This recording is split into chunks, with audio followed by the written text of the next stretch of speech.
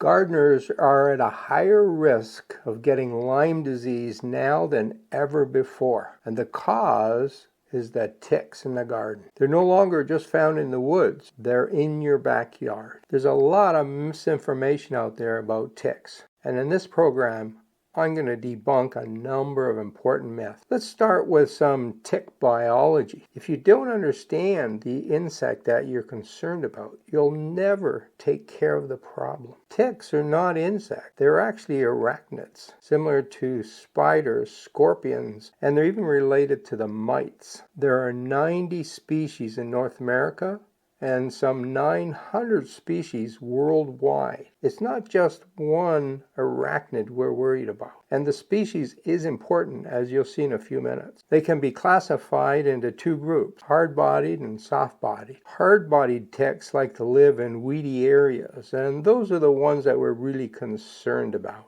And the reason is that their hosts are mammals, lizards, ground-dwelling birds, and you. These are the guys we need to worry about. Ticks start life as an egg, which hatches into a baby six-legged tick called a larva. The life cycle of the deer tick is common for ticks found in North America, and they go through a three-host cycle. The larva finds a suitable host in year 1. In fall, it leaves the host, molts into an 8-legged nymph, and overwinters on its own. In spring, it finds another host and feeds on it for a few weeks, leaves the host, and then turns into an adult. The adult then moves on to a third host in fall. Its second winter is spent alone, only to lay eggs in spring. Ticks don't jump or fly. Many will sit on the tips of vegetation and wait for the host to come by, a behavior known as questing.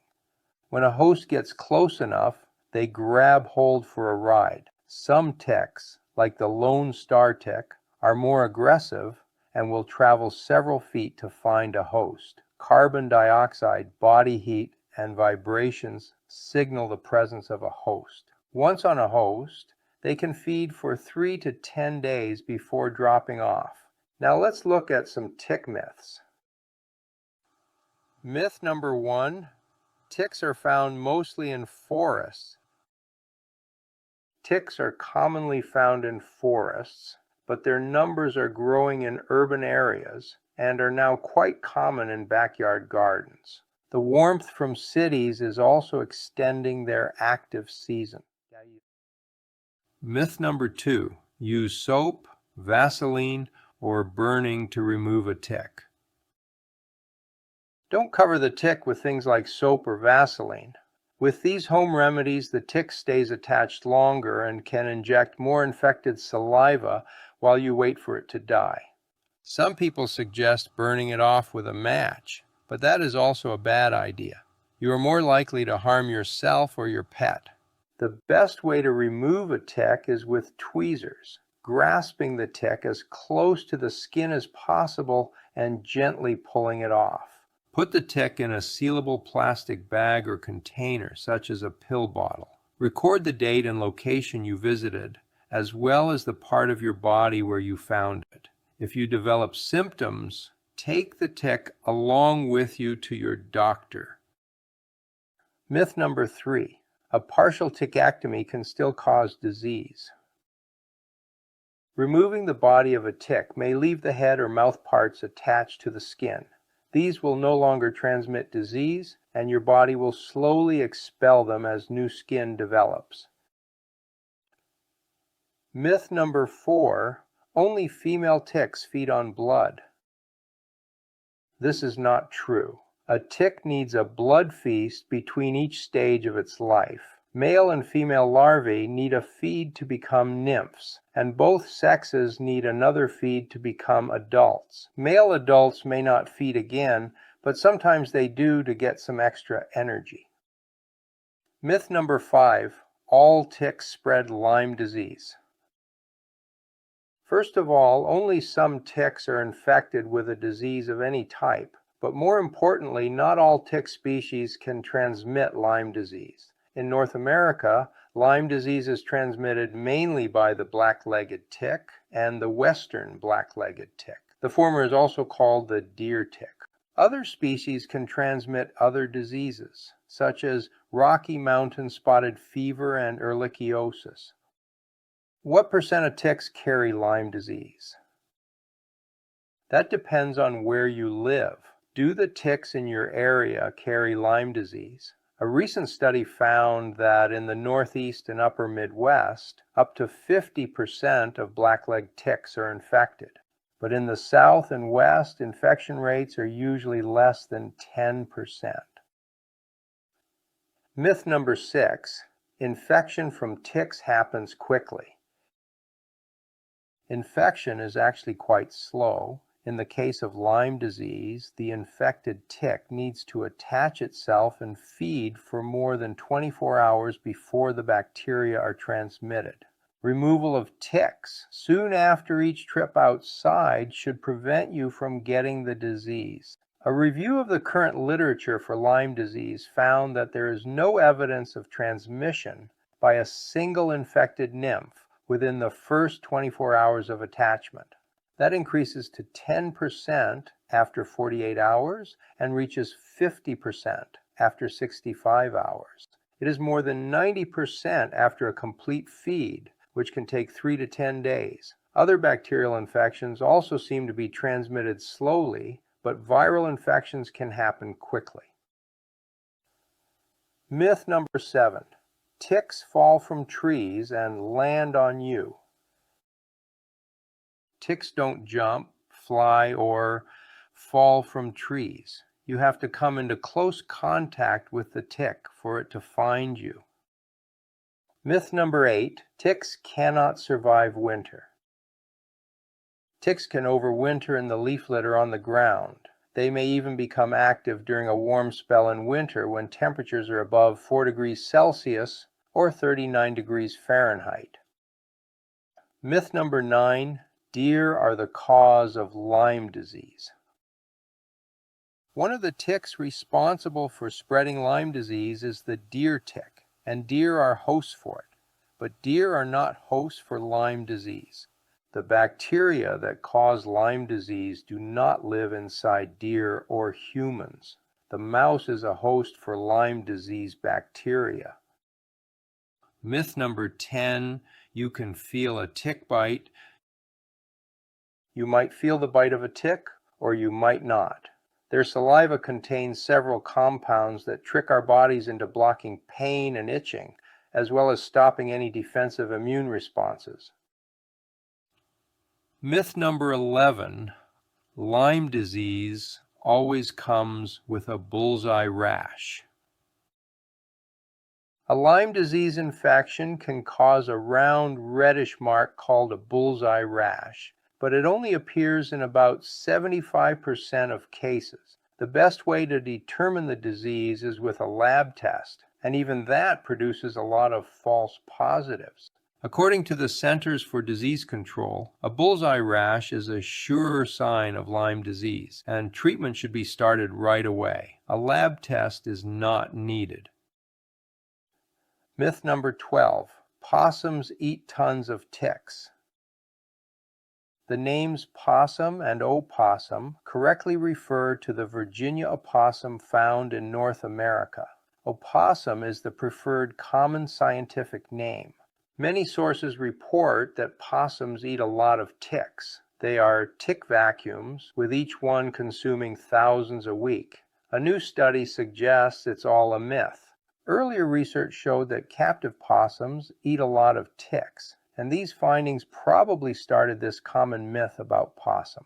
Research that looked at the stomach content of wild possums found they ate almost no ticks. Ticks are not a preferred food item for wild Virginia opossum. Myth number 13, chickens and guinea fowl control ticks. The internet is full of anecdotal reports that chickens and guinea fowl rid areas of ticks, but there is very little scientific support for these claims. A study from 1991 looked at chickens eating ticks in a cattle yard in Africa and concluded that they do eat some ticks in this special situation. Other studies found that guinea fowl eat very few ticks. Chickens and guinea fowl do eat ticks, but that does not mean they are an effective way of controlling population. The University of Maine commented that guinea fowl and chickens are commonly promoted as tick controls, though research indicates that their tick consumption is minimal and is not effective in reducing local tick population. Ticks also attack chicks. Myth number 14, DEET does not repel ticks. According to the CDC, a repellent containing DEET picaridin, IR3535, oil of lemon eucalyptus, or paramethane diol, known as PMD, will repel ticks. That does not mean all of these are equally effective, but DEET does work well. Use products containing 0.5% permethrin to treat clothing and gear.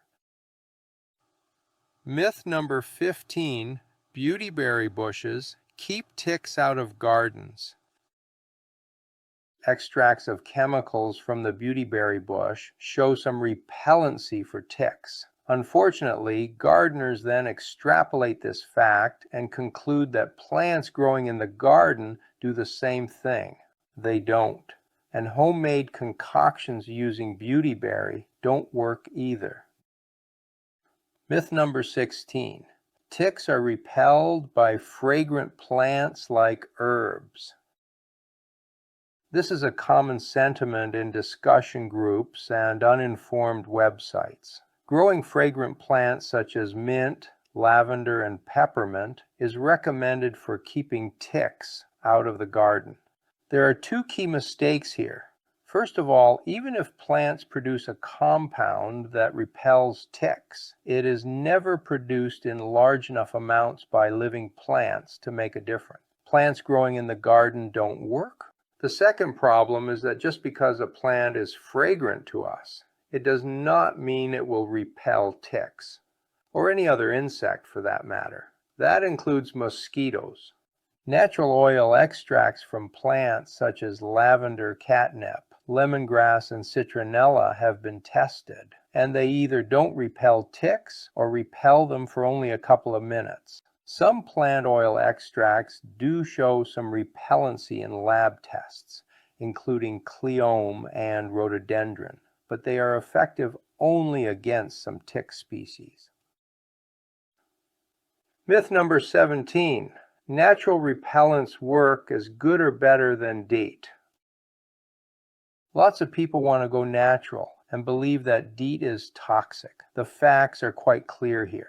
Firstly, natural products, even the commercial ones, don't work as well as DEET. And second, when used as directed, DEET is very safe. The risk of disease from ticks is real. The safety concern about DEET, IR3535, and picaridin is not. Myth number 18. Nematodes can control ticks. This one is only a partial myth. As with any control by nematodes, it is important to use the right species. In this case, it is important to use Steinernema carpocapsae, which is a generalist nematode that attacks over 200 different insects. But remember, ticks are not insects, they're arachnids. This nematode is an ambush forager that lives at ground level, stands on its tail in an upright position, and attaches itself to passing hosts. It can even jump onto prey, but it doesn't jump very far. Laboratory testing has shown that these nematodes are very effective against ticks, and field studies are now being done.